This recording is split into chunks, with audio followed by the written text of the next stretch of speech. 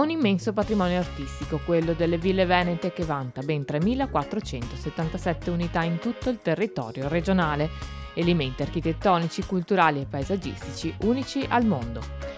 Furono realizzate dalla nobiltà e dalle famiglie abbienti del Veneto nei secoli della lunga pace, assicurate in terraferma dalla Repubblica di Venezia, e rappresentavano centri diffusi di sviluppo economico, agricolo, artigiano, culturale e civile.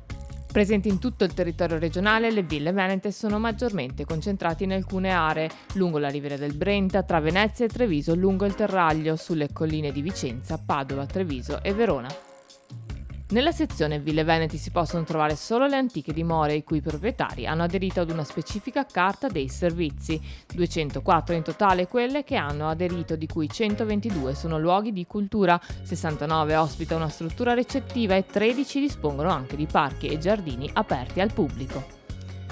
Tra queste godono di maggior notorietà le ville palladiane, capolavori edificati intorno alla metà del 1500, inserite tra il 1994 e il 1996 nella lista dei patrimoni dell'umanità.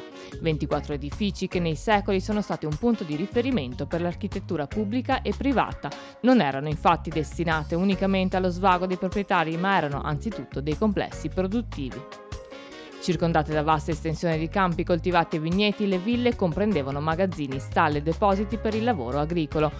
Di norma presentavano ali laterali, le barchesse, destinate a contenere gli ambienti di lavoro, dividendo razionalmente lo spazio del corpo centrale destinato ai proprietari da quello dei lavoratori, in modo da non sovrapporre le diverse attività.